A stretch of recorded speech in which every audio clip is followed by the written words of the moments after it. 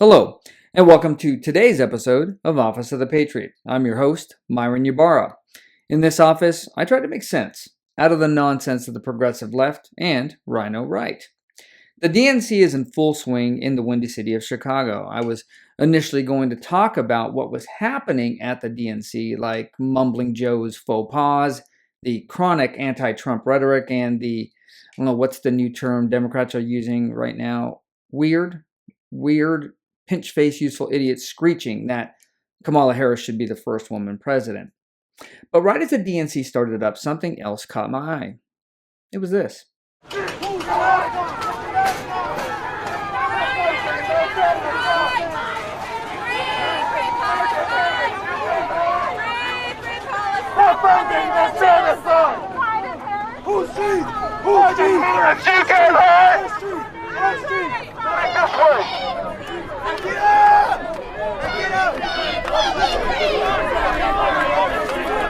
Yes, your eyes are not deceiving you. You are witnessing Democrats protesting Democrats.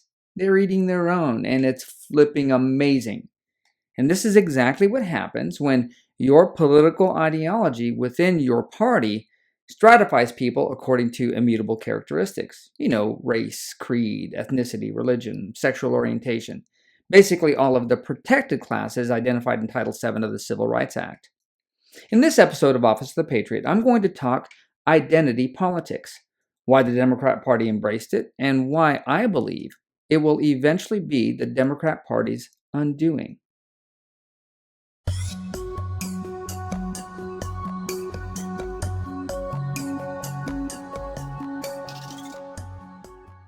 After watching a couple of videos of these free Palestine idiots protesting at the DNC, it got me thinking about the idea of the useful idiot and how the Democrat Party successfully co-opted these impressionable and gullible Americans into believing that their cause, whatever it is, was something that the Democrat Party supported. Now, I'm not saying that the Democrat Party doesn't support these causes, because they do. But they do it because they're trying to build their voting base. It's not something that they inherently believe in. You see, the Democrat Party is invested in one thing, to move their agenda forward, and that requires identity politics. To be fair, pretty much every politician and political group engages in some type of identity politics. If you think of conservative Americans, you might think of the Second Amendment, the military, farmers and ranchers, and working class Americans. And if you're a politician addressing these people, you're obviously going to be focusing on political stances that are important to them. So pretty much anything within the Bill of Rights, public safety, border security, and lower taxes has you covered. But the Democrat Party is a little bit different. And you can see the evolution of the Democrat Party based off of identity politics. From initially supporting slavery and then seeing that go the way of the dodo bird via the inception of the 13th Amendment. They jumped that ship and then turned 180 degrees to social justice causes like funding the ACLU and the civil rights movement. And if you didn't already know this, all but one of the ACLU's founding members was either a socialist, a communist, or a combination thereof. When these leftist groups couldn't give the Democrat Party the numbers they needed, they changed again and brought women into the fold in the 70s and 80s with the adoption of buzzword phrases like bodily autonomy, pro-choice, and the patriarchy. To today, where the Democrat Party's all but given up on mainstream Americans and has looked outside to the fringe groups like LGBTQ and including pedos, children, Middle Eastern terrorist organizations, illegal immigrants, and they've even hooked a contingent of self-loathing Caucasian Americans. And what you're doing is you're stretching out of your whiteness. This is more for you and less for you. White folks, white trash, white supremacy, white woman, white boy, white entitlement, white centering, white silence. Is there a black person around here? There's a black person right here. Does he not exist? But there's a few problems with identity politics, especially if you don't have a way to placate the groups that you've been courting to garner votes. One of the first problems is that sometimes the groups that the Democrat Party alleges to support do not play well with each other. Case in point, LGBTQ and radical Middle Eastern Islamic groups. Most of the Democrats in the LGBTQ community either don't know or don't believe that radical Middle Eastern Islamic groups like Hamas and pro-Palestine sympathizers would love nothing more than to see every single person within their community executed or imprisoned for life. See for yourself. Do you think most gay people tend to side more with the Palestinians versus the Israelis in general on the conflict?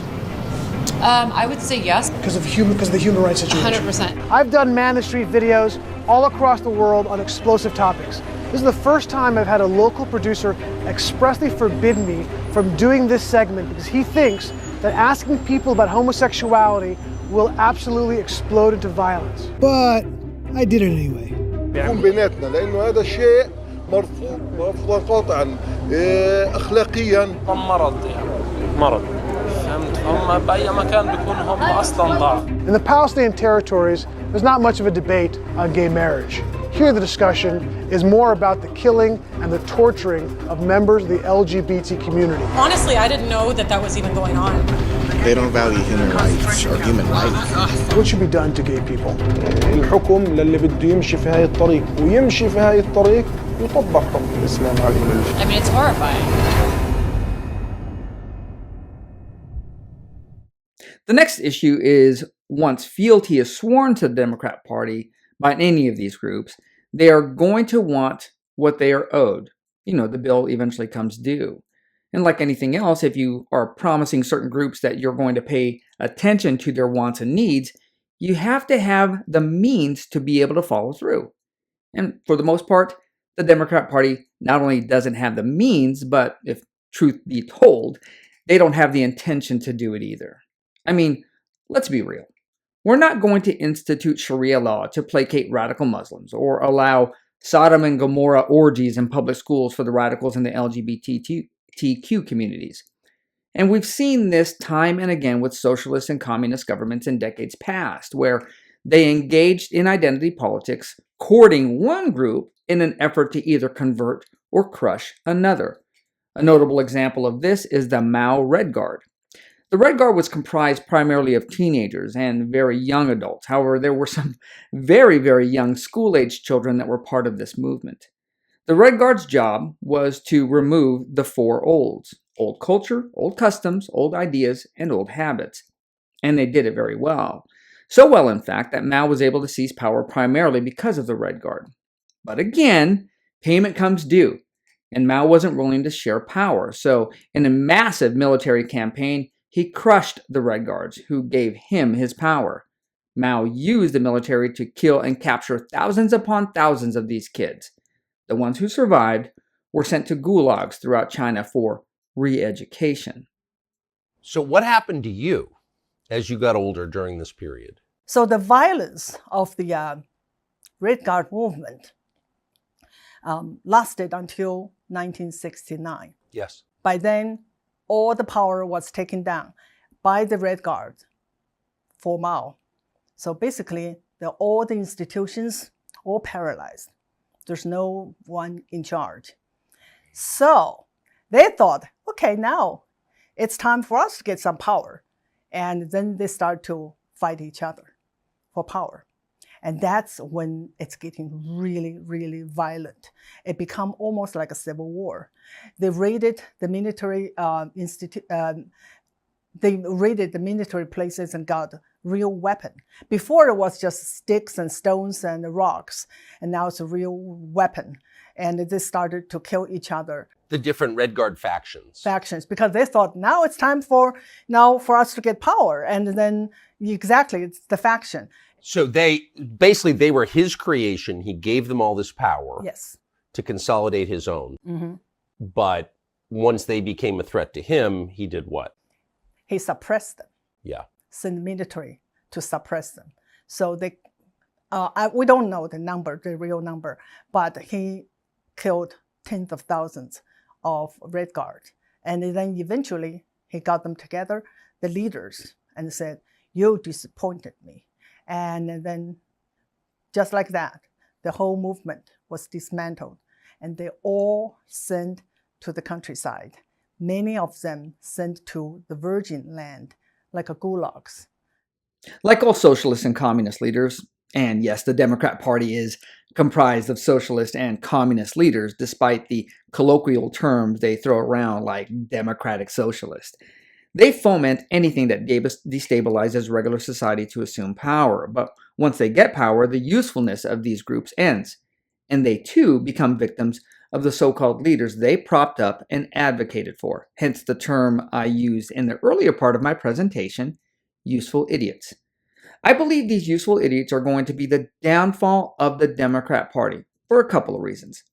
First, there are only so many marginalized people that the Democrat Party can deposit into their political bank. There's been an awakening here in the United States as of late.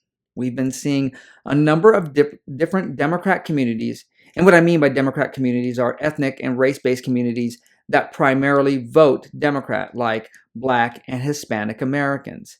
These groups are starting to scrutinize the Democrat Party, and as such, they are walking away in droves based on what they're seeing without their rose-colored glasses on. Next, the vast majority of Americans realize that they don't want to be given anything. They would like to earn it. When you're given something by the government determines how much and when you get it. In the free market, you determine how much and when you get it by virtue of the work and effort you put in. Nobody's ever strived for mediocrity. The Democrat Party buys their votes from desperate Americans within these marginalized groups with promises of benefits that will appeal to them. Take millennials and Gen Zers.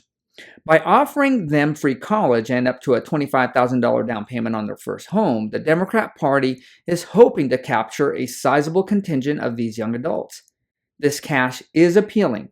However, the market will absorb all of these subsidies and still require skin in the game from the people who got the subsidy, and they'll be right back to where they were before.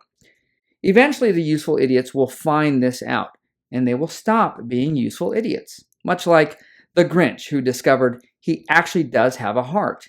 These people will discover they actually do have a brain, and their circumstance will compel them to use it. Hopefully, they do it before the upcoming presidential election. We can all dream, right? And this concludes today's presentation of Office of the Patriot. If you enjoyed the content, please take the time to like, subscribe, and share my channel on your social media. It is appreciated. Further, please take the time to comment.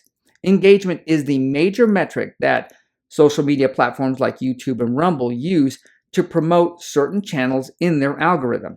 The more people that like, comment, and subscribe, the more likely the Office of the Patriot channel will come up when social and political topics like this are searched for.